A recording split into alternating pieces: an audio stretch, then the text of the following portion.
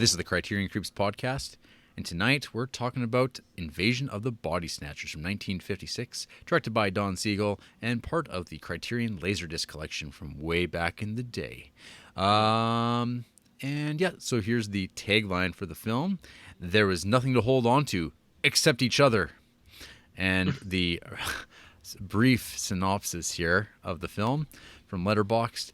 A small town doctor learns that the population of his community is being replaced by emotionless alien duplicates. That's it. Yeah, pretty well. That is a statement of the film. That's what's happening. So, first of all, this is a movie that I've seen a couple times. I've got this old Artisan DVD. And much to my chagrin, when I popped it in to watch this week, found out it was letterboxed. My least favorite format of all, because you're watching this grainy piece of crap standard definition picture, and there's just no point at all. So anyway, I had to find another copy to watch that really held up a little better. Did you get it on Laserdisc? Yes, I went to my local pawn shop, was going through their Laserdisc collection of old Criterions, and there it was. So you got this copy of Invasion of the Body Snatchers on Laserdisc, eh? Yep. What does letterboxed mean? The thing that I have to explain to you every couple Oh, you're of always months. explaining what non-anamorphic means, which I still don't understand. Is it the same thing? Same difference, yeah. Okay. Yeah, doesn't take up your screen very nicely. It's what they used to do, and nowhere on the package does it actually say that it's non-anamorphic or anything like that, or letterboxed. It's crap. So that was annoying, and I was like, oh, how much does a Blu-ray of this cost? And I'm like, oh, fuck. So I think All of Films has it out, and it's like $25, $30, and I'm like, when am I going to watch this movie again anytime soon? But I owned all the rest of these movies, except for the 2007 iteration. Anyway, so my memories of this movie, I remember reading about this in the Danny Perry book. It's one of those classic movies that just kind of like permeates the culture. Everyone knows Invasion of the Body Snatchers. It's shorthand. People talk about pod people. People talk about body snatching and stuff like that. People being replaced. It's sort of like a whole little like subgenre of movies too. Like, I always think of like the Stepford Cuckoos, which is like or Stepford Wives. It's like I don't know, just the idea of like pod people or like duplicates. There's like Village of the Damned is kind of like not that far off concept wise. Communism. Yeah, and of course this reminds me of what's his name, John Wyndham, who wrote the Midwich Cuckoos, which is Village of the Damned. Also wrote Day of the Triffids, which is also about monster plants. And then you have here Jack Finney's book, which is just actually called The Body Snatchers, which was written, I guess, in 1955, so just like a year prior to the movie coming out. But I've seen a couple other dates thrown around, and I just don't know who to believe anymore. Fake news, baby. Fake news. So yeah, I'd seen this movie before. I remember liking it like as a solid little like 50s science fiction movie.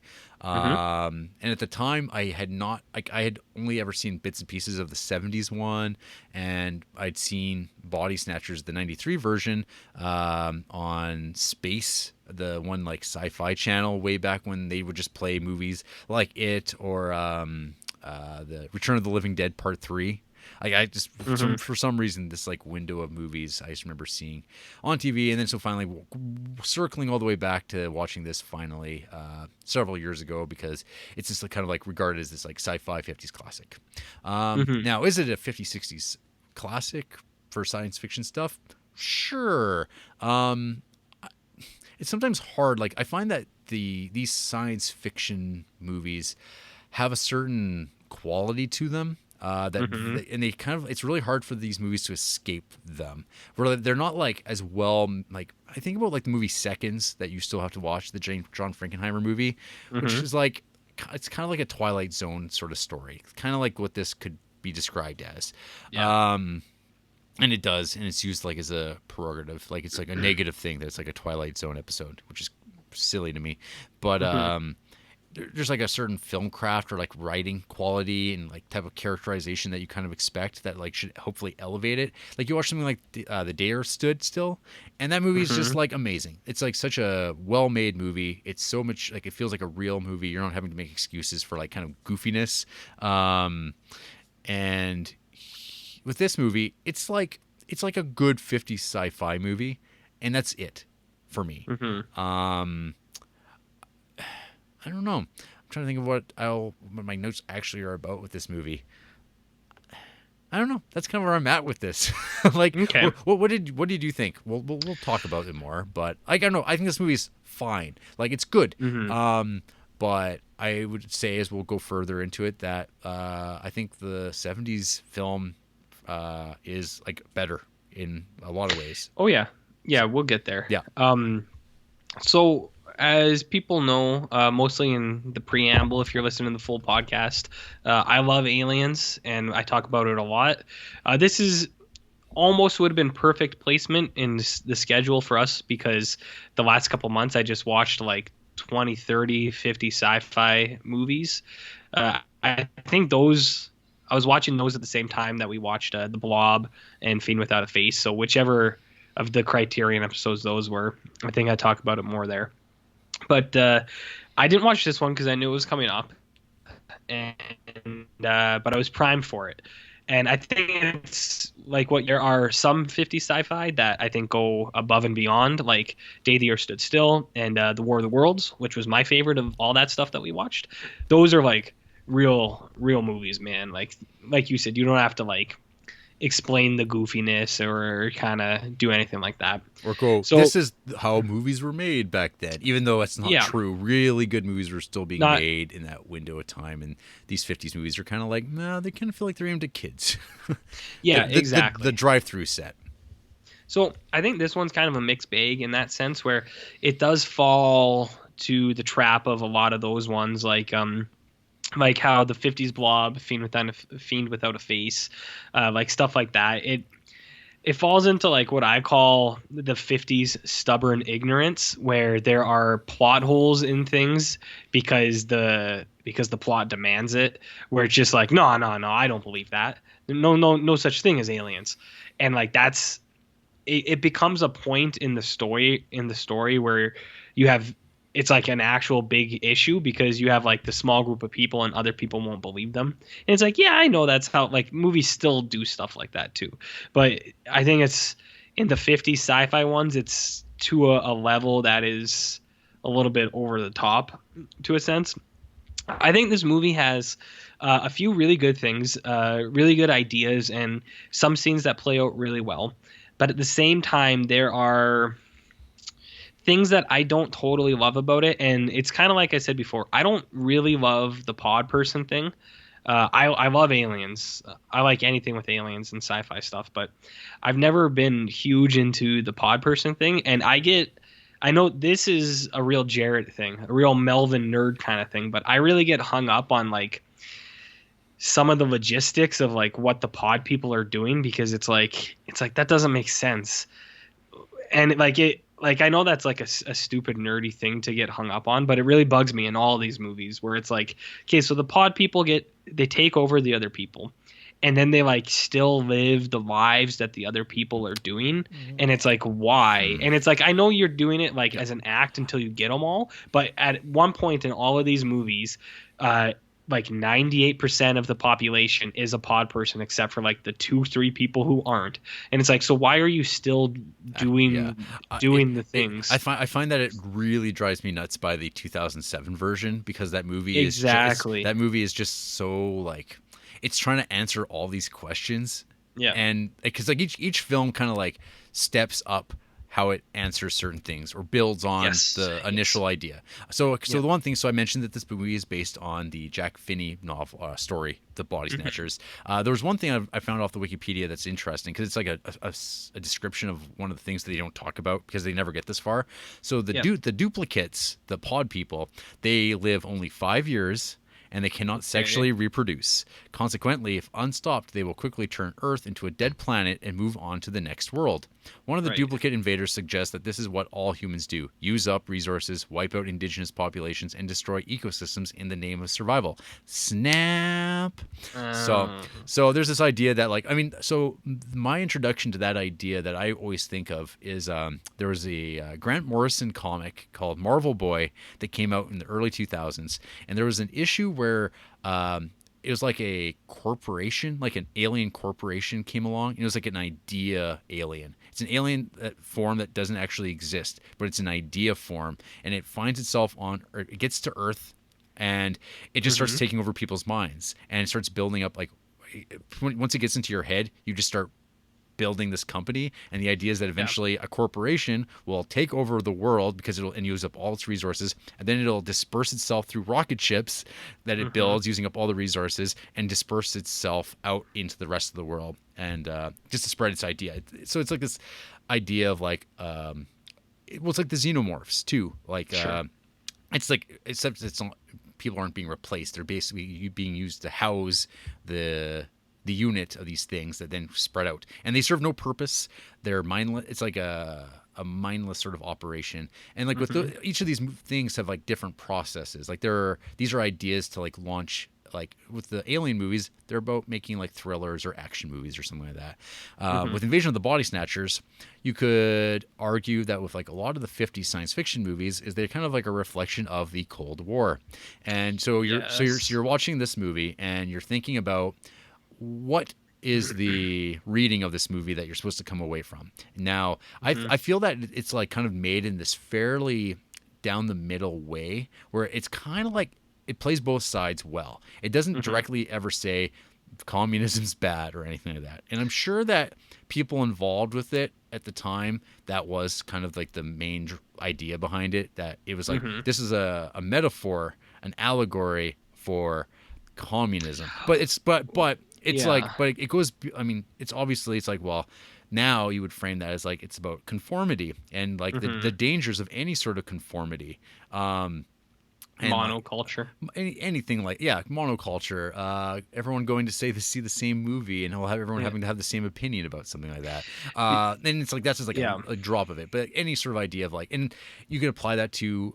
There's like scenes in this movie that like when I was watching it, it's like these depictions of like 1950s suburbia when like they're going out for drinks or they're going over to their friends' houses and having chats. I was thinking back to like the Douglas Sirk movies we watched, like All That Heaven Allows and stuff like that. And this like particular world that they're depicting, like of just like, this is how people live in movies, and people didn't all live that same way. People had a variety of lifestyles that are outside of these movie scopes, but these are movies and this is the way they tell it, and then people aspire toward those sort of things.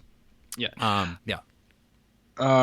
was just gonna say, we'll get there too, but like in the Abel Ferreira, the 90s one, I think that one really hits that theme more than any of the other ones, like the communism group individual, in some very blunt, in your face ways, like Forrest Whitaker going, the individual does matter,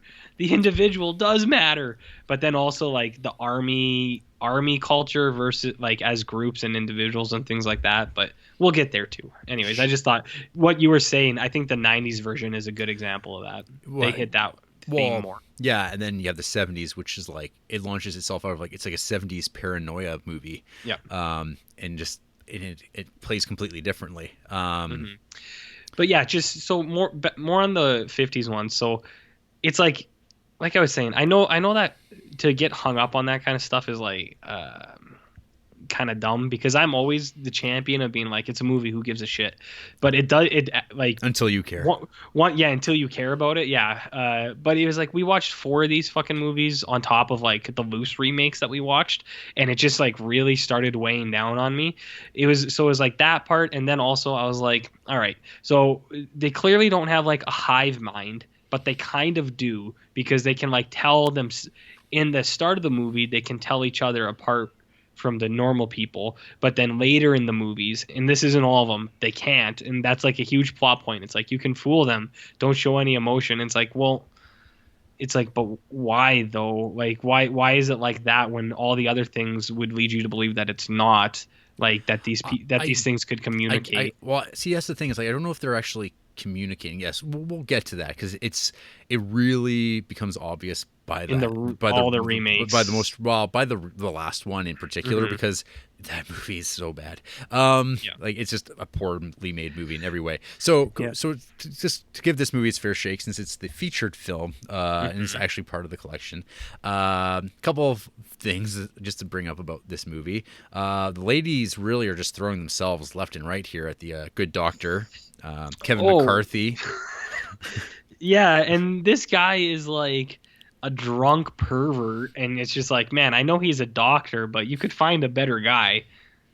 Yeah. I don't know. That's what I thought. Well, he's got, well, man, that's all about that like ridiculous hair part he's got. There's this shot of him like crossing the street, and like it's this like huge streak of baldness that parts his hair. It's like, holy crap! I don't know if you wanted that, because even worse. My first note for this was prominent teeth, and then my second note was, my God, the teeth. Not just him, but like specifically him, other characters too, but like his teeth are uncomfortable to look at. They're like British style, like comical British huge at some points, I think, and it is upsetting. So anyways, this guy is not the most handsome leading man, is our point. He's real. He's a real man. A real man. He's relatable. Sure. So yeah, there's like a thing where it's like, so the whole movie just like builds up with like little moments. Like, so the doctor's return to town after being away, and he's immediately being told when he's being picked up by his secretary, I think, how it's like, hey, you know, the one lady you used to date in high school, she's come back and she was asking about you and stuff like that. And then there's like little things where like a little boy is running away from his mom and almost gets run down. They're like, what's his problem? It's like, oh, I don't know, he's just being weird. And of course, it's like all these little things of like, people are just saying the darndest things. They're just saying, oh, my husband's not my husband. Like, it's just like the slow rollout. And that's like how you tell these stories. Yeah. But this, like I said, it doesn't do any of the things that you know could be done better really well. It's kind of just like done matter-of-factly. So it's kind of disappointing in that sense that like it doesn't have as many great like, oh yeah, that's a really good way of handling that moment and stuff like that. And it becomes obvious when you're like watching like the same story told 4 different times. Like where the movie succeeds in other ways it doesn't. So the boy that he almost runs down, he gets brought to the doctor, and he's like, no, I don't want to go home. My parents aren't my parents, so like that. So he's given some medicine every 4 hours, and I'm like, what kind of medicine was he given? Like that you're supposed to give him? Steroids, and then he gives HGH. He gives that young man a little smack on the ass. Yeah, it's the 50s, buddy. Yeah. You know what that reminded me of more than anything was Invaders from Mars. Yeah. The young kid paranoia with the Body Snatcher parents. Yes. Yeah. Anyways, that's not a Criterion movie, but it reminded me of it. Yep. Oh yeah, I remember I was thinking about that as well, because I was like, that's weird. All these movies about swapping bodies and parents and stuff. There's at one point I have a quote here. It's someone's described as a forward wench. There are a few times that not forward wenches, but things of that nature get brought up. I didn't catch that one, but that's pretty funny. Yeah. And then there's my note about 50 Suburbia, where it's just like like their whole life is just gossiping and drinking. So there's like a lot of stuff going on where it's just like, oh, so and so is acting weird. Oh, now they're all normal. Oh, this is going on. Oh, this is happening. It's just like, oh, the town's getting quieter. The bars aren't as busy anymore. And then finally they get called over to the Belichick house. And then we get our first exposure to pods in the greenhouse. Because there's these pods and half-formed people coming out of these pods. And it's weird. And that's what it is, I guess. That is what it is. Yeah. Yeah, there are a few times there too. Like, it's like I was saying, I think this movie does some things pretty well, but there are other things where it's like, that doesn't work super good. Like, I think the doctor character, the lead, like, they need him to be this standout hero type guy. But I also feel like, I don't know, 60 years later watching this thing, you're like, some of that doesn't work. Like, he figures this out so fast. They come into the bar where they see like the barkeep has a body on there, and he's like, He's like, how tall are you, barman? And he's like, 5'8". And he's like, oh yeah, just like this body. And then that nose. Yeah, he's like, how much do you weigh? Like 140? And he's like, I Yes. do weigh 140. And he's like, yeah, you're just like this body on this table. And it's like, what? It's like, I get it. It's like I get it. It was a 50s movie. You kind of have to move it along. But like we were saying, there's a lot of examples of 50s sci-fi where Are you saying they don't do that. Are you saying that your dad can't look at a cow and know every stat about him? He probably could, but he So- has years of experience. So there's this Dr. RJ.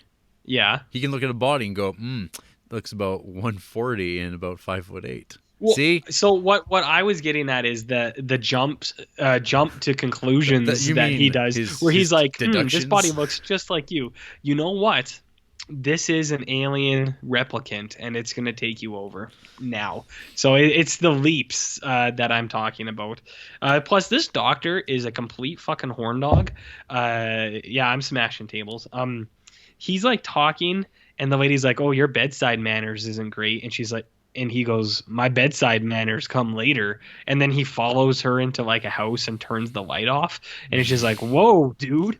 And then like when he goes to the bar, the doctor or the bartender like gets freaked out and smashes his glass. But the doctor like picks out the bloody glass from his drink and just like keeps drinking it. And I was just like, woo, this doctor is really living up to the name, I guess. That's right.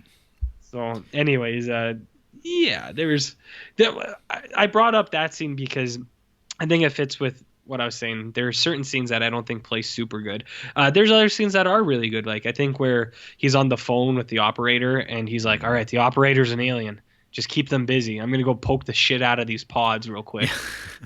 So like there are scenes like that are really good. And then there's a couple scenes that I think are like super funny. And I don't think intentionally, but and like not in a bad way. It's not like, oh, it's so bad, it's funny. I just think it's really funny. Like they stop for gas, and the doctor sees the gas guy open the trunk, and he's like, oh shit. He's like, why is he in the trunk? Let's get out of here. And so they drive away, and then he stops and opens the trunk, and then there's those two huge pods in the trunk, and he's like, what was that gas guy just hiding them behind his back? And then he like sneaks them in the trunk. And what was the plan? Those pods can't do anything. Like did he? Like, but all they have to in this movie though, the paws just have to be like near you, right? And that's kind of like, and it's like, so it's not until the '93 version that they actually come up with like the best depiction of like how the pods get you, and it's creepy as fuck. It's but awesome because in the other two, it's kind of like in the first two, it's just like, oh, they just have to be like around you, and you just start. It just like as soon as you fall asleep, it kind of picks up on something somehow. Yeah. It's like not.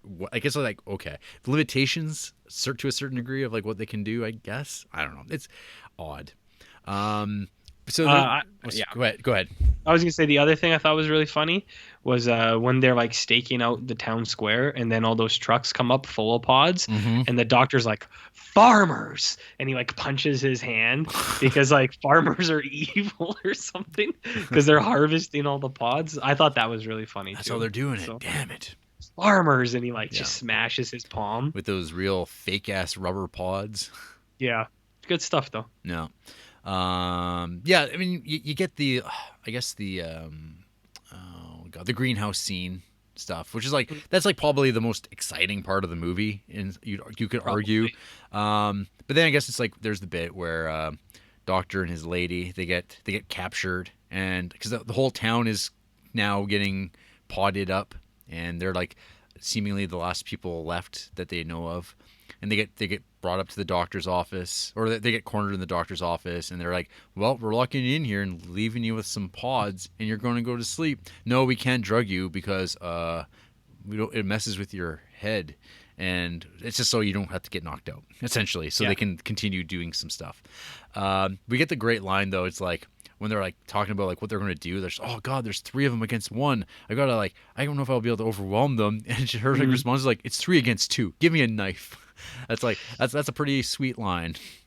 Yeah, she's a superstar in this because she also boils an egg in 2 minutes, which she states, she's like, give me 2 minutes. And she drops the egg in the water. And I went, whoa. I said, ain't no bitch boiling an egg in 2 minutes. You need at least 8. You need at least, well, and that's a gooey egg at 8. Well, it depends on how you boil them. But if you leave that water boiling and you toss that egg in there, about 6.5 minutes, it can come out and it's not quite soft. It's a hard boiled egg still. So I was real put off by that. All Oh, right, Jer. I guess it all depends on the stove, man. It's about that Well, heat. still. Maybe But anyways, open flames do a better job. I don't know. ooh. Yeah. So yeah, it's a woman empowerment, Yeah. bro. Yeah. Before Alien. Mm-hmm. Yeah. So then we get, I guess, like the big chase scene. And you Mm. get the what I call the man train, like just like the giant herd of people running after our protagonists, I love that. running up those steps. Yep. We get variations of this later on. Mm. And then we get the blaring horn because like the town has Yep. been completely hijacked, I guess, and they've taken over all elements of it. So I guess like the emergency system, because it's Mm-hmm. California, you know, you never know when the Japanese are going to attack again here in 1956. They're just Yep. around. So you get the blaring horn, which then gets kind of incorporated later on into the other films in a different way. Mm-hmm. There's like the scene where like they hide in the mine and like they go hide Yep. under the planks, and I Mm-hmm. feel like that scene could have been just better done. You know, Yep. like it could have been like intense. Like 'cause I was thinking about in Spartacus, which came out like 2 years later, that whole scene with like the gladiators being made to fight, and you just get like Kirk Douglas sitting waiting for his opportunity to die, and how well Yeah. made that is. And it's Stanley Mm-hmm. Kubrick too. And you're watching this, and it's just like, oh, that's like nothing. It's just like Mm-hmm. he filmed the scene. Don Siegel's filmed this because it was in the script, but he didn't think it out, being like, "How can I make this better?" Like that. Mm-hmm. That's kind of how this movie feels. Like it never felt like. It felt like Don Siegel maybe wasn't super interested in this material, and it was just Yeah. like it's a job, and he filmed this stupid sci-fi movie, and he didn't draw out the intensity that this story could actually have. Mm-hmm. Um, I hear you, dog. yeah, and then you get the payoff of the movie. Mm-hmm. The lady falls asleep. Old Kevin McCarthy's on his own. He runs down the street trying to warn people about how it's all happening. It's what's warning people. They let him go, saying, "Who's gonna believe him anyway?" Mm-hmm. And then they do. They do believe him, and they start taking care of the problem. Like how I take care of you. It's very pat, you know. It's just kind of like, you know, Like the movie Pat, the yeah, SNL movie they, Pat. like that. What's that? And Yeah. yeah, I don't know. It's Pat. It's like it's not a bad movie. Like I like it, but Yeah, it just kind of ends. yeah, but Yeah. I mean, as you go through these movies, you know that they actually Yes. they get better. So, Yeah, as a singular thing, like it's a pretty decent like 50 sci-fi movie by any mark, but it's nowhere near the worst either. no, It's pretty well right in the middle. right. But once you start watching 8 or 9 more of these fucking body snatcher movies, then you get to see some things, Yeah. Okay. So, as you were about to say. let's get to that 1978 invasion. So this movie opens up and it kind of feels like you're watching Superman the movie. You get this kind of spacey sci-fi planet scene of a bunch of spores coming off a planet floating up into space, and there's a montage of them traveling through space. And I always think of Superman the movie when I start watching this. My first experience watching this movie was like on God, it was like Channel 12, and it would just like play rando movies. And like, but the guy who was doing it was like this Athabasca Film School like correspondence course, and I don't know, this movie just stuck in my mind. But of course, when I watched this movie way back on the day, it was like in the old square television CRT monitor days, and this movie was like stretched all the fuck out because this movie's wide, and so when they had to format it to fit into the screen, they just make all the people all stretched out. So it was always like, I always think of this movie being super weird looking. Any case, we get the pods, all the spores, the space spores. They land on Earth in San Francisco, and we get Robert Duvall as a priest on a swing, and then we never see Robert Duvall ever again. And yeah, I don't know. So the movie just plays out with our man Donald Sutherland, Yeah. Canadian. Mm-hmm. being a health inspector, checking out restaurants, serving up rat turds and nasty food. And he's a real dick, getting his windshield smashed out, which becomes like a constant frame of reference for the rest of the movie about the world being out of sorts and distorted. Mm-hmm. And his like kind of on again, off again relationship with the lead here. What's her name? Brooke Adams? Dana Brooke, Amy Adams. not Amy Adams. RJ. I don't know. I don't have my internet open. I do this show live, baby, raw. Raw. So they have sort of like an on again, off again relationship, it seems, or like they did, where he cares about her. She's in a bad relationship. He wants her to leave. He's like one of the first people to get potted out. Yep. And so, yeah, the movie here, it plays just like another movie's happening. And then slowly the invasion happens into that movie where there's just like an overlay of it plays out in the background in subtle ways. It feels like you might not even be watching an Invasion of the Body Snatchers movie. It's just like, oh, this kind of a drama with Donald Sutherland with this girl, and come work for me in the lab. And it's like, well, what kind of movie would that have been? It wouldn't have been a good one. But then there's this stuff going on. I think this movie's got some like the, I don't know, best uses of extras I've ever seen in a movie, where there's Which ones? Oh, which ones? There's so many. There's like, it's just like, there's people, and they're like, are they looking at the camera? Like, or like, it's just like off. Or like, there's this man who's just like leaning up against an office door looking out. And there's no like explanation. It's just like, is that what pod people do? Or is it just like a guy? And it's just like off. Like everything about this movie is just off scenes. In particular, there's a scene where it's like a pan along a bus. And it's all these people just staring out of a bus. And you're like, holy crap, this is amazing. You get jittery eyes of the girl when she's just shaking her eyes. She's like, do that thing you can do while they're sitting around, and it's like, what the fuck is that? It's just like they just knew that she could do it, and like, oh, let's throw it into the movie because it's the 70s. We can just have scenes that don't make sense, and they're just like improvised. Why the fuck not? But then things start kind of ramping up bit by bit as like there's suspicions about like people are being replaced. And then you get Kevin McCarthy still being chased, running away, talking about pod people. And this scene is so fucking good. It is like awesome because you just get Kevin McCarthy's big face just like looking like RJ from UHF, and him just like running away. But the way the framing is, you just see him kind of run around a corner, and then you see a bunch of people running after him, and it's like, whoa.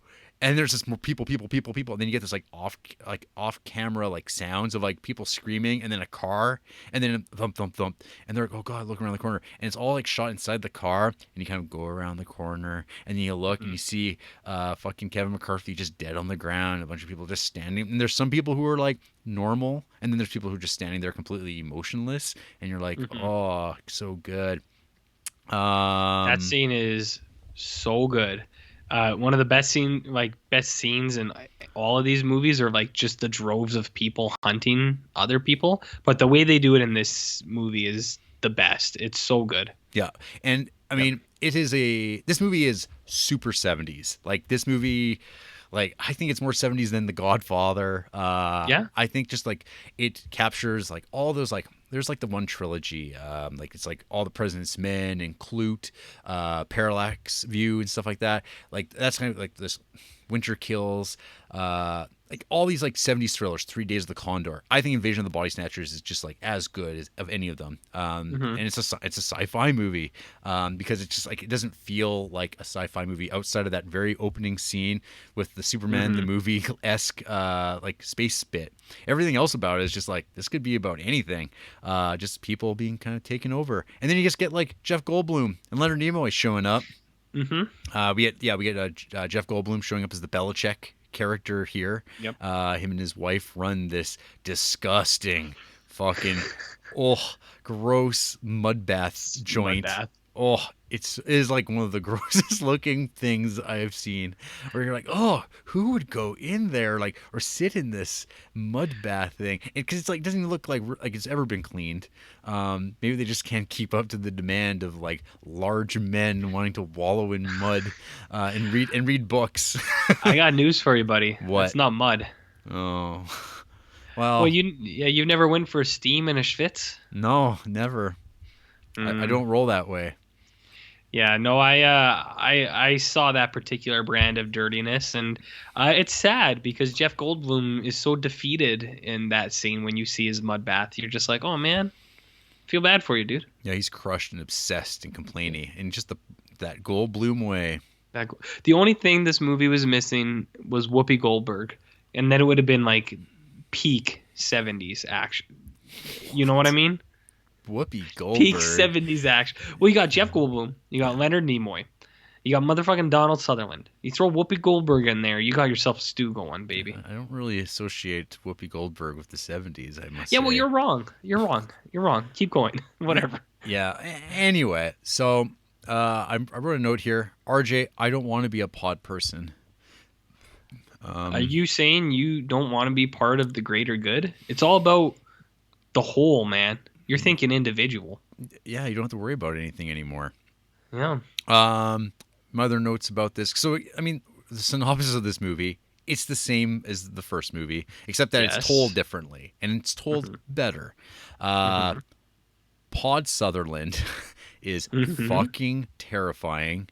And I don't know if it's just like the webbed, kind of cobwebbed body stretching out and screaming silently. It's the hair.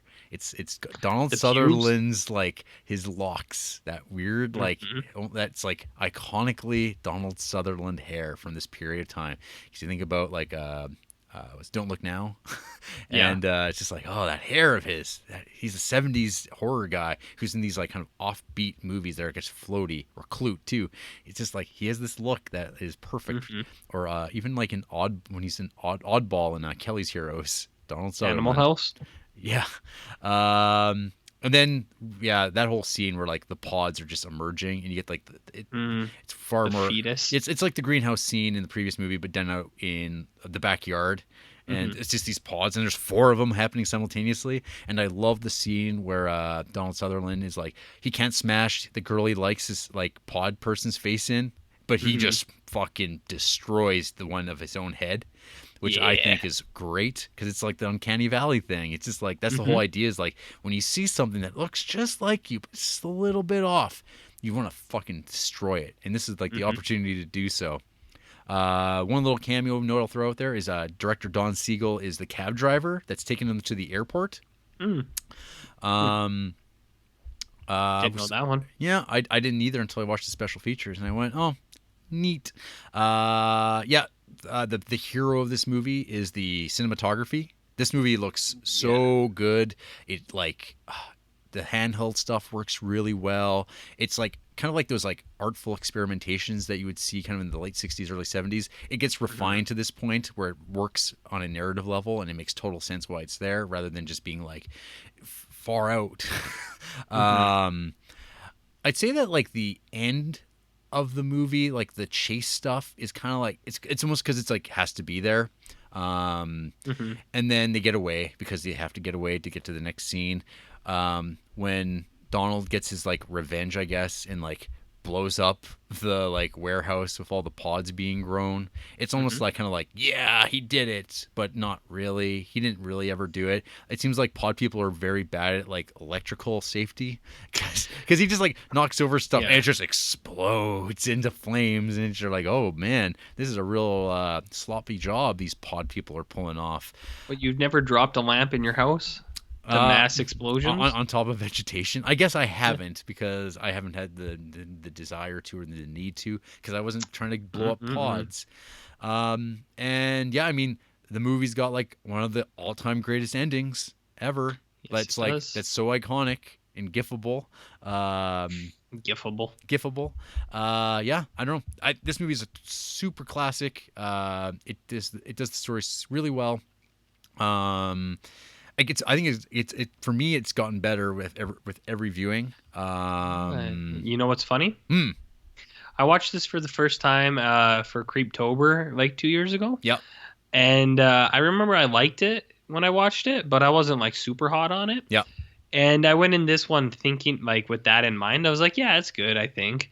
And I watched it this time and I was like, holy fuck. I was like, that's a high quality movie, baby. Yeah. Maybe it's just because my palette is a little more diverse now. I've dipped my toes in more 70s film and just film in general. So, no, yeah, I think you're absolutely right. It gets better with age and with repeated watchings. Mm-hmm.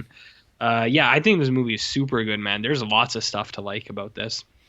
Like you said, it takes a lot of the 50s one, things that are good and makes them better, and things that weren't good and makes them great. Like there are certain things that I think this movie does way better than any of the rest. Like I was saying, the droves of people just running. I think that is done really well.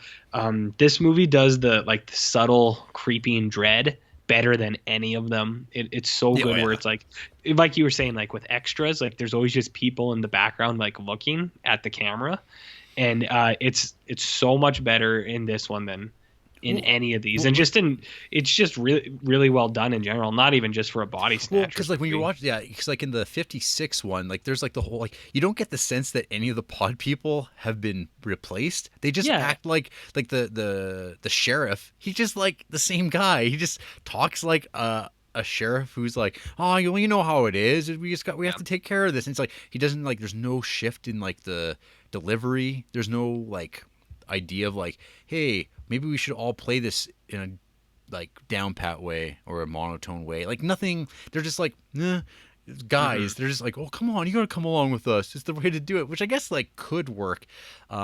I think like Chanel when she was like kind of like she watched most of the '70s one with me and she was like just Hmm. in love with it. She loves '70s cinematography and stuff like that, and she was like in love with the framing of this movie. Hmm. And she was like kind of talking about how like these movies they're kind of like I Am Legend, like this idea Yeah. with this idea of like you're the monster by the time the story plays out because Hmm. you're in the wrong because you're outnumbered, and so there's like that Hmm. idea as well sort of in there like of just of a mass and being the individual being squared out. Yeah. And you could speak to whatever relevance that would have had in the '70s, I guess, Hmm. about individualism and stuff like that, which becomes like a major driving force of like political campaigns for the decades to come, where it's like Hmm. about like Reaganism, about getting ahead yourself and stuff like that, and rejecting like hippiness and like communes and stuff like that, and like you can't trust other people and stuff like that. We're kind of in on this on our own because like look what happens when groups get together. Bad things happen, man. Melee's forever. Yeah. Am I right? No, yeah. I think this movie does all that stuff really well. There's even other things like so there are certain threads from the original 50s one that get held throughout all of these. Like there's the phone call. This one much it's played out a lot bigger where it's like, how do you know my name? And then that gets carried on through all of these.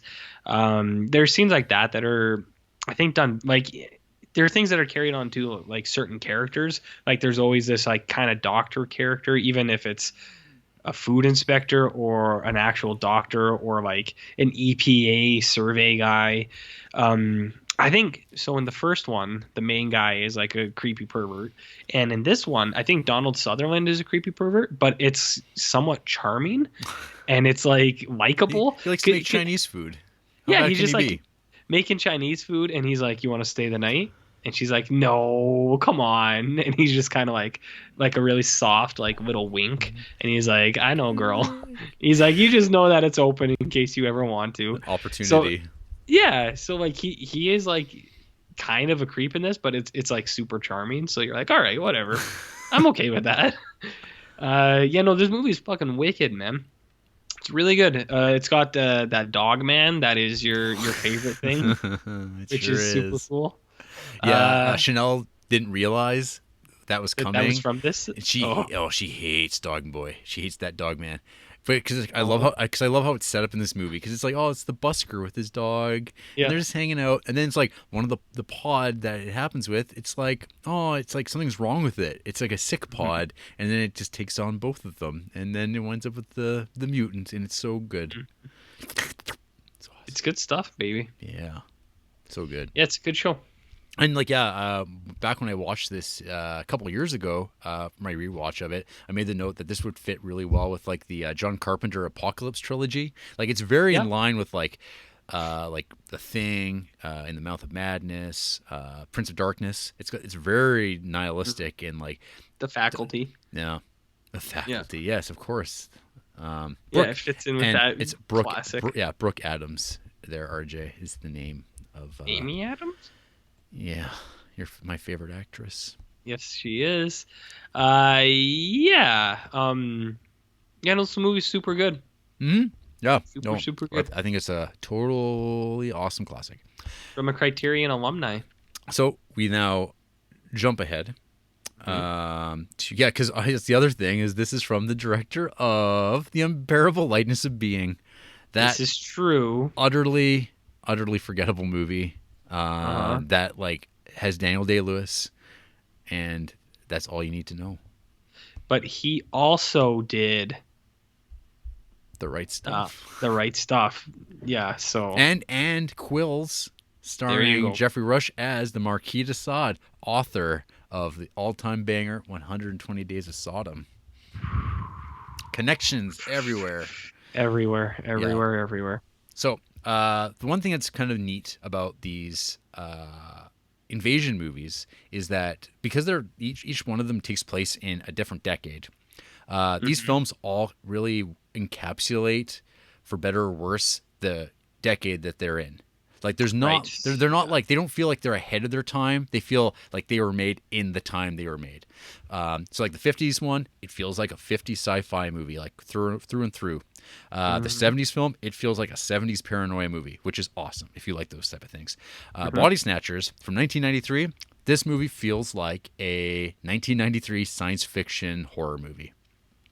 the Yes. the pedigree of the filmmakers in this film. So we have Abel Ferreira, who directs this Hmm. movie. This is like his like mainstream movie. This is like, so he's the guy who's directing movies like Driller Killer, Miss 45, Bad Lieutenant. Hmm. Like he's a scrappy like New York weirdo. And it's like, hey, we're going to tap you to make Body Snatchers. And the script that you're going to be working from is written by none other than Larry Cohen and Stuart Gordon, to name two. That's like Uh-huh. pretty sweet. The one thing that kind of shocked me was looking this up. Roger Ebert gave this film, RJ, 4 stars. What? Yeah, That old pervert? he gave this bad boy 4 stars. Okay. Wow. So, as I mentioned off the top, Body Snatchers was like probably the first Body Snatcher movie I'd seen because it was just playing on TV when I was in high school or junior high, probably even, and Hmm. it was just on. And I remember watching it. And like this movie kind of fits into like my mental space of like these late 80s, early 90s science fiction horror movies that tell you the government cannot be trusted and is bad, because Hmm. movies like The Blob, Return of the Living Dead Part 3, they're all about like evil military complexes and experiments going on, or like there's something like critical about the government. And so if you want to like slot in like these remakes of 50s movies in like modern films, like so you have like The Fly, Hmm. from the '86, which is like the greatest monster film ever made. You have the '80s Blob, which is like a great movie, far surpasses the '50s Blob. And then so I mean, in the '70s they did Invasion, and it surpassed the original. This Body Snatchers, I'd Hmm. say that it's not, again, it's not a movie without faults, but I'd say that Yeah. I enjoy it just as much, I guess, as the '50s one. Hmm. But it's got a lot of things going for it that are like really good, Yeah. despite kind of having kind of a bland sort of overallness to it. Hmm. It fills in a lot of gaps, I feel, with the concept of Invasion of the Body Snatchers, and that feels very Larry Cohen-ish. It feels like Hmm. he looked at it and he was trying to like figure out, well, how does that work? Hmm. How does this line up? Like this doesn't make any sense, and like let's improve on these elements here and there. Hmm. The stuff that pops up is like the pods are like way more like mossy and like vegetative in this Yeah. movie, and they're like being pulled out of the water like potatoes. Which is like, it's like that makes total sense. It's like, why are Yep. like we don't see how these paws just emerge. Like there's the one like in the 70s one. There's just like this full blown like garden just emerges in the bedroom, which is kind of like a surreal image, but it doesn't make any sense because it's like, well, where is this coming from? It just grows and grows and grows all on its own. In this, it's like, no, they're just like they're being grown in the water and they get pulled out by the soldiers and just plumped out. They're real gross, nasty looking pods. Yeah. And then you get the thing that we talked about was like, how do the pods work? Like, how do they actually like mix with the people? And we get that, and it's awesome. Like, I love the potato tendrils, because it's like a really off-putting visual and like sensation. Yeah, so I have a few things to say. Yeah. I hate when potatoes spud those little tendrils off. It's the grossest thing. Yeah. I'll puke. I just hate it so much. I think it is an absolute great idea that they did that. It was like, let's get these puby potato pods just to sprout off all these gross little spud things and like tendrils that go up your nose and out into your mouth and all your ears. over. Yeah, so I agree. I think that is really cool. This one really reminded me of Nightmare on Elm Street because of the obvious don't bathtub sleep thing, but then the bathtub thing because it's like the tendrils coming through the bath. So yeah, so the other one that when Chanel was kind of like coming in and out of this one, she kind of like was like, I think she made the comment the previous one. It's like Shivers, David Cronenberg's first movie, where it's like, it's not like a body, it's not a body swap, body invasion movie, but it's like a parasite that takes you over. And there's like, and there's a bathtub scene. There's like that continuity between that and Nightmare, and just people becoming replaced and then being sent out into the world to further infect people. Yeah, totally. That was like, that scene is very, because it's like Heather Lappenkamp, that like look of the girl, like she even kind of has it. She's like the brunette female character that's like always in these types of movies, and she's rebellious. And there's like, the sort of like, so this movie kind of starts off, and they don't drive it home too much. The whole idea of like, your mother's dead and now she's been replaced by the stepmother, and they don't nail it home because her stepmom seems like a really nice person. Like she seems, but I think that's more real because it's like sometimes stepmoms are really nice, and then it's just little kids that are like, fuck you, man. Yeah, well, that's the thing, is like, but sometimes that's like, they, for these types of movies, they find a reason for them not to get along, and they don't actually get to that point where they don't get along because mom's replaced real quick. And like very like, and you actually get the what happens to the bodies, because in the first movie it doesn't get addressed really much at all. I think in the book you dry up in dust and turn to dust. In the Invasion, they don't really show what happens. It's very like offhand, where it's like, they're just getting dumped into the garbage, into the dump trucks, which is another like awesome image in the 70s movie. And the other thing too that like is super subtle is that throughout the movie, in the 78 one, there's like wildlife and birds and stuff like that earlier on, and there's like this active soundtrack, but as the movie progresses, those things disappear and the movie becomes just like quiet, and like the only sounds you hear are like sounds of like machines and cars and stuff like that, but you don't hear like life anymore, which I think is really cool.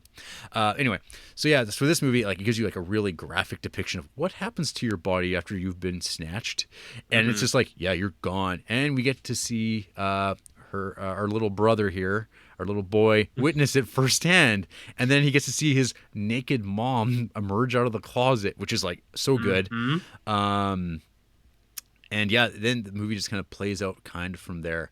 It's got these really good visuals and these good moments. And of course, like, it takes till the third movie and introducing children that you're like, holy shit, those last two movies I've watched have had no children at all. Other than like in that opening scene with those kids looking around at the pods and Robert Duvall looking over. That's it. That's the only time you really see children, because then it becomes like movies like about adults. And I find that like with this movie, it's like, hey, wouldn't this be way more fucked up if like kids were getting replaced? Because then people are like, oh shit, what about my kids? My kids are going to get replaced. And so it took this long for it to happen, which really pays off with some amazing compositing. I thought that was fun. I thought it was good, but Yeah. yeah, the compositing is a little off in the helicopter scene, but there is some good like soggy bodies in this. It's got some good practical effects. Oh yeah, no, it's very Hey, cool. did you notice Mac's mom in the hospital I bed? I saw you Graham about that. Did you did you like zoom in on it though? That's her for sure. Yeah. I checked on IMDb. It's not credited though. And like Hmm. I guess it wouldn't be because she's just like Eh, unnamed bed attendant, but well, she it could have been called. It could have been I mean, it could be sourced if you could actually yeah. confirm. It well, you out there listening, you look, that's Mac's I mom think you're from onto Always something Sunny. because there's like one '80s women in prison movie that she's like in, and it's like, and she Yeah, looks the same. Like she's looked the same for yeah, it's decades. her for sure. But anyways, Not that you have to Twitter her, say, hey, were you in I wonder if she's Body on Twitter. Snatchers? I'll ask, yeah. Yeah. How would you rank the boyfriend in hunkiness in this film? Anywhere from moderately hunky to trying too hard Yeah. hunky. He's a little like, 'cause I was like, asked Chanel, I'm like, how does he like on the Billy Zane scale? Because that's like seems to be what he's going I for. think that's probably a pretty good like tick is Billy Zane. Yeah. So Yeah. yeah, because it's like he's like your '90s Marlon Brando before hmm before he went all to hell, just like Marlon Brando. Just like Marlon Brando. Oh yeah, My God. my God. Yeah. So I mean, like, I think this movie's like very easy to watch, pretty entertaining. I think the last time I'd watched this as well, I think I actually liked it more this time, and I think it was like also in the context of watching these movies. Back to back, where I'm like, I like this for like a B movie '90s movie that like got dumped like into like 15 theaters and then kind of just like went on to like video and kind of has like had this like weird life. Like you look at the poster, it looks exactly hmm like a piece of shit does, but it's like no, this movie's got like a lot of effort put into it. It's got that Yeah. Forrest Whitaker. It's got the doctor from Oz. Arlie Emery. That's right. And it's like yeah, we're getting to my complaints, I guess, about like the concept itself. Yeah. But yeah, I mean, like, any other thoughts you want to share or notes about '90s Body Uh, Snatchers? Because like, I like this movie. I think it's worth a watch if you're looking for a '90s horror movie with some I good think this would effects. be a double feature with The Faculty. Sure. There's some strong '90s stuff in there. The Faculty is way more mainstream '90s, Yeah. but this one is more like in your face grunge romance '90s. So Right. no, I liked Body Snatchers. I thought like the takeover scenes were cool, and some of the soggy bodies were pretty cool. So I thought it was pretty good. I mean, it was a lot better than what we finish on. Yeah. But of course, like this movie, the end of this movie is just ridiculous. Yeah, Hell, it's pretty silly. it's kind of bad actually, but Raining it's, hellfire. oh man, just like where it's like, yeah, we wrap this, we finish up the job, and it's just like, oh, they just shot this helicopter scene with missiles, and they just shot this over and over again. It's like Mhm. that's the end, and yep. Yeah. And you don't really get like resolution with the mom, the stepmom. I guess she gets. Yeah. I think there's a shot of her like dying in the base. Probably. Spoilers. Yeah, so I don't know. I think this movie's cool. Good effects, and it kind of fills in those like you know Larry Cohen when he watched those movies. He's like, well, how did this happen? How did this work? Mhm. And Stuart Gordon's like, hey, wouldn't this be fucked up? And they're like, yeah, put it together. And Abel Ferrara just was there to shoot it. Mhm. And this movie, like the cinematography of this movie is so 90s. It's like I don't Yeah. know. I can't. Fuck I yeah. always wonder what lens they or whatever or equipment they were shooting at because these movies always look the same. They It's always a D lens. yeah, very perfect. Thank you. Yeah. The D lens. The D lens. And that brings us to 2007's The Invasion. This Mhm. movie I'd never seen before, for no particular reason other than I guess like I didn't care about it. Like it's got this generic Yeah. title, The Invasion. I don't even know if I knew at the time that it was a Body Snatchers movie. I vaguely remember certain things about it, like seeing it at like King of Trade at like the pawn shop, like for like $5, and being like, "Oh, who directed this?" And being like, "What? How the fuck did he direct this movie?" Because it's Oliver Ranger? Schroiberg or whatever the fuck his name is. Let's click on here. Oliver Schloberg? Hirschbiegel. So are you familiar with him at all? So he directed two really good movies. He directed Das Experiment and Downfall, the movie that depicts the last days of Adolf Hitler in the bunker. Nice. And so I'm not sure how you'd be like watching those movies and go, you know what? I think this guy would be great for a Body Snatchers movie with Daniel Craig and Nicole Kidman. And for the paycheck. Well, I guess for the opportunity to become a bigger filmmaker. I mean, that's kind of what happens to guys. So that didn't work out great. Because what happened was whatever movie Hirschbiegel handed in, the studio went, nah, we don't like this. So they got James McTeague, director of V for Vendetta and Ninja Assassin, to like do some reshoots. They spent like $10 million to get that. The Wachowskis worked on those additional scenes to like make it sellable, make it a better movie. I don't even know where to begin to talk about this film. Just tell me how you feel. Also, so the original writer of this, David Kazinchik, his career started writing the Mick Garris directed The Stand. He also wrote the movie Blood Creek with Michael Fassbender as a Nazi vampire. He wrote that A Bigger Splash movie. And you remember those trailers? Yeah, I remember. True Story with James Franco. And currently, his film that he wrote the screenplay for, Suspiria, the remake of that.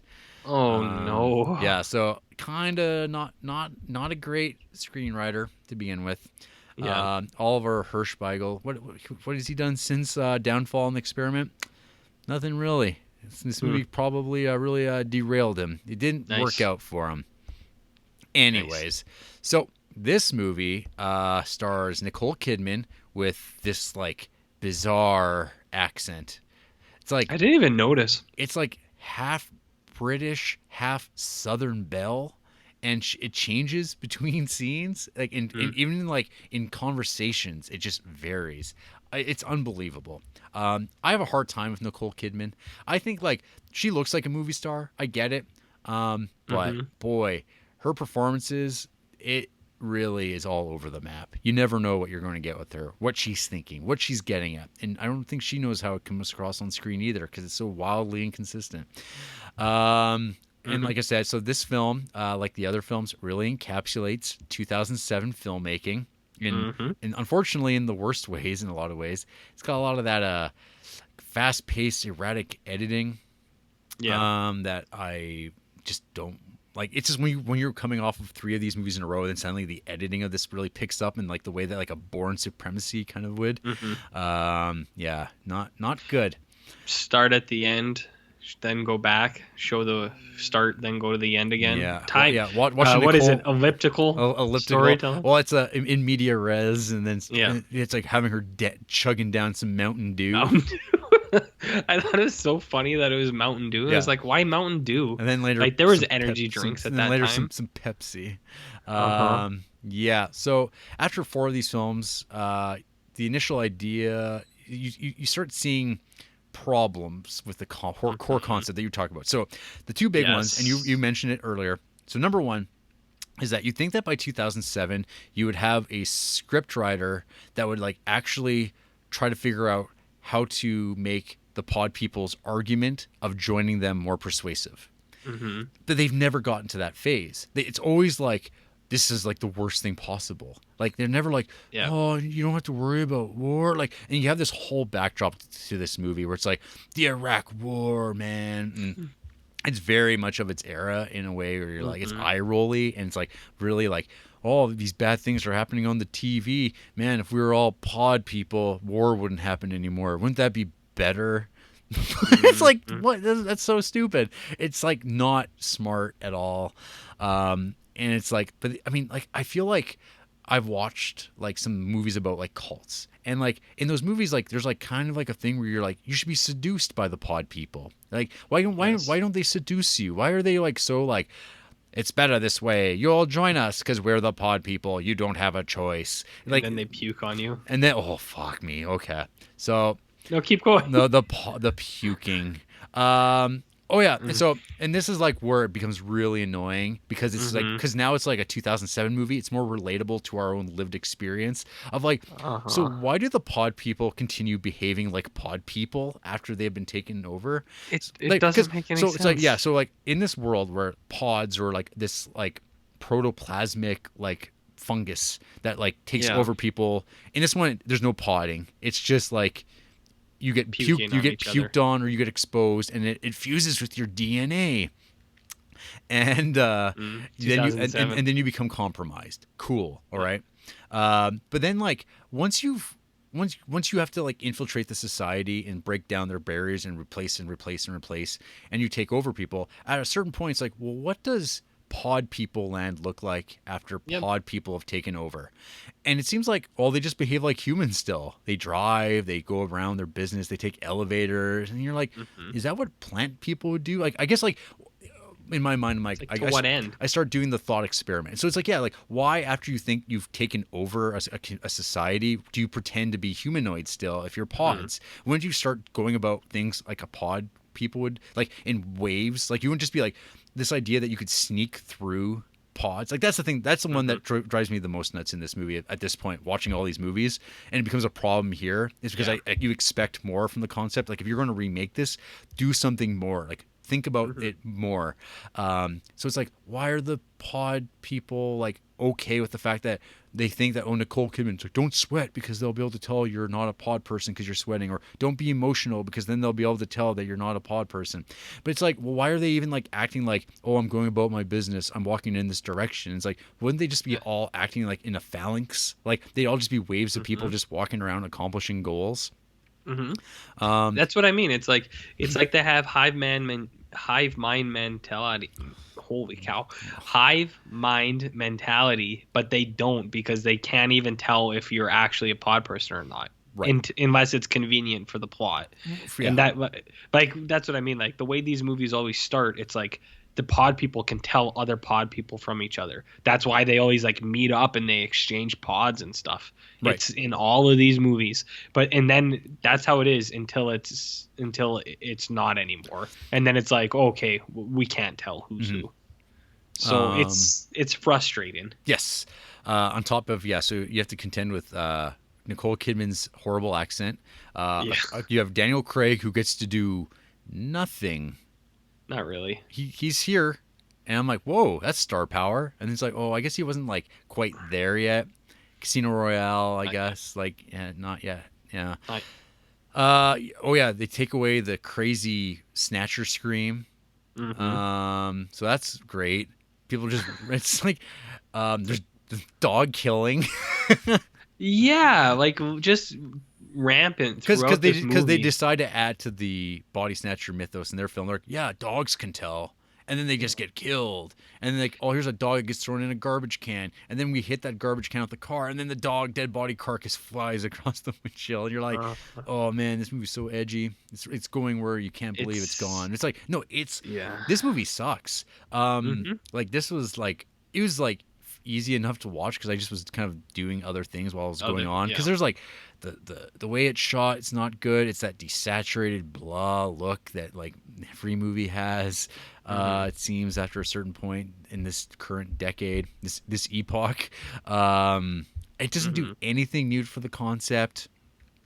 It's just It's just a bad movie, Jarrett. it makes me like go back and think like when I was watching it I was like, oh, this is why people think so highly of Arrival, because like Yeah. I don't know, people watch really bad movies and then I guess like then they go, well, in comparison this movie is way better than this thing, and I'm like, well, that's okay. I mean, I compare movies like that too, but Hmm. like this movie is just like terrible in a different way than like my problems with a movie like Arrival, where it's like Yeah. this is just like the drizzling shits, some might say.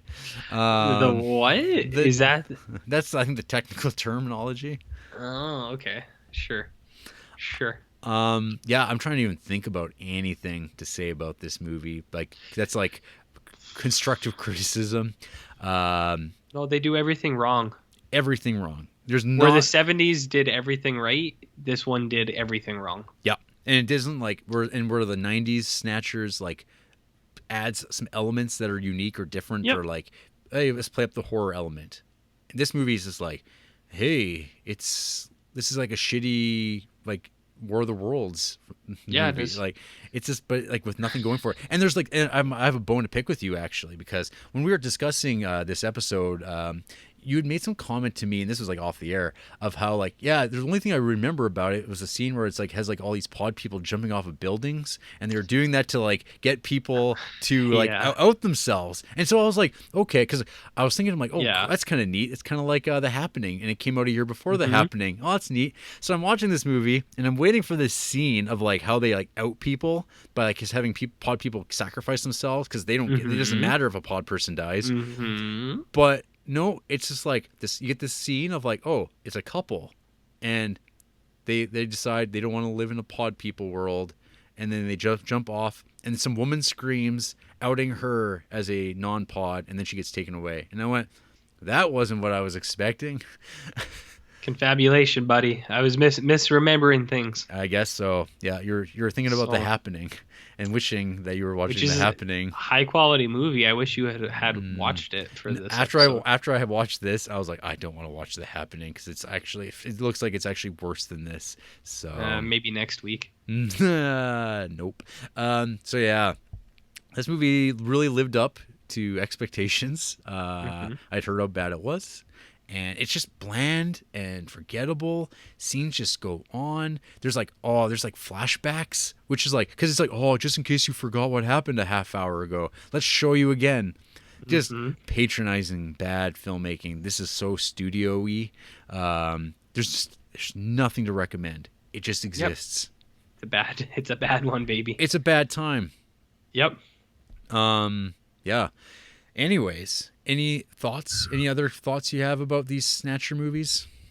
I maintain what I said earlier. I love Aliens. I'm not super huge on the pod Aliens, but that's the 70s one is pretty fucking sweet, and the 50s and 90s are good watches too. So I should add that I was contemplating watching the Asylum produced film Invasion of the Pod People, or Seed People. I think it's Invasion of the Seed People.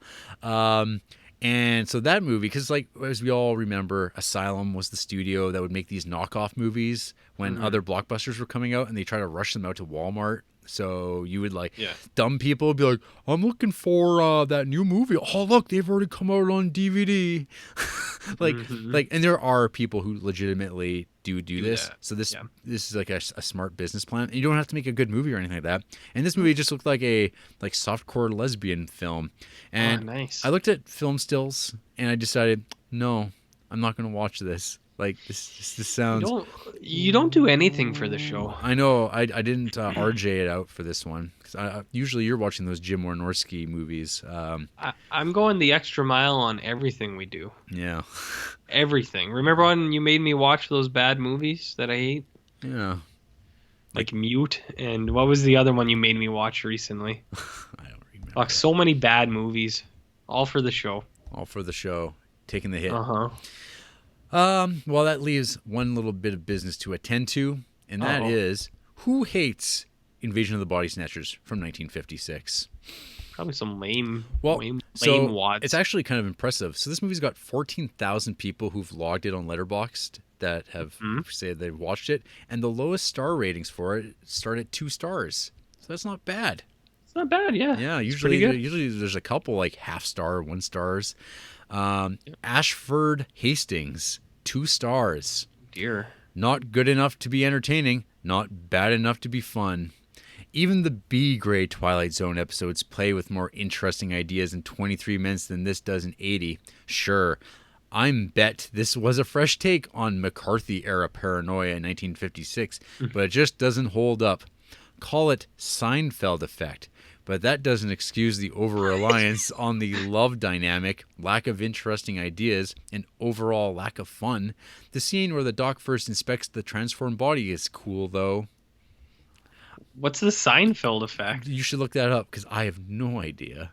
I'm not looking that up. Okay. Terry Howard, 2 stars. Hilariously bad movie, but an interesting look at the social climate of early Cold War America. I don't Okay. know where is the hilariously bad part kick in. I am not sure. I don't know. It's not bad. Like there are things that I didn't like, but I mean, I watched a lot of these 50s sci-fi before, and there's some of those that there's some bad shit. This one doesn't have that much. No, it's like, yeah, Not that watch much. some of those Corman sci-fi numbers. That's Mm-hmm. and I don't even know if they're hilariously bad, just not good. not good. And one more, Spiderborg, 2 stars. I had never seen this version of Invasion of the Body Snatchers, but I have previously seen the 1970s remake as well as Body Snatchers from the 1990s. This movie was okay. It had a few long periods where my attention started to wander. That's to be expected with most movies of this age. I kind of expected a downer ending like the 1970s one had, so that was a little disappointing as well. And people need to get over themselves. Yeah, I mean, like you. like me. Yeah, I don't know. Yeah, I don't know. It's like There's not like what we said is like, yeah, it's fine. It's not the best, but it's by no means the worst movie we fucking watched so far. It's not even that bad in terms of 50s sci-fi. Like I would put it right in the middle. Yeah, it's got some good parts. Yep. It's not the best, but it's not bad Yep. by any means. nope. Yeah, it's like it's a decent movie. Yep. I wouldn't not watch it again. It's just like it's a product of its time. It doesn't go above what those movies could be, which is I Kinda guess like you. like me. I don't go above what What you could be. a co-host on a podcast could do. You're of not, your time. Not watching my asylum lesbian pod people movies. I would have done it. You should have. You know I would've. I told you about it. I don't have a copy of the movie. I don't own said movie. Not many people have copies of this. It kind of flew under the radar. I imagine. It looks so gross. Like it doesn't look appealing in the least. It's like real bad. It's like badly shot porn, even by porn standards. Like Nice. like DV quality. Real great. Nice. Anyways, I think that's it. We did it. Who, us? We did it. Oh, Okay. okay. RJ, I don't know about you, but I'm not going to sleep anymore because I don't know if there's a pod outside my window, and I don't know if they're the potato spud types of gross pods that crawl up your nose, but I think it's just best to not sleep anymore. So I might die of sleep deprivation. I've heard that you can't die from sleep deprivation, but No, you can. okay, good. Then I might die. And I think death is better than being a pod. Well, maybe if it's one of those Tide Pods. I Yes. can't believe it took that long. Yeah, see? I keep it fresh, babe. We did it.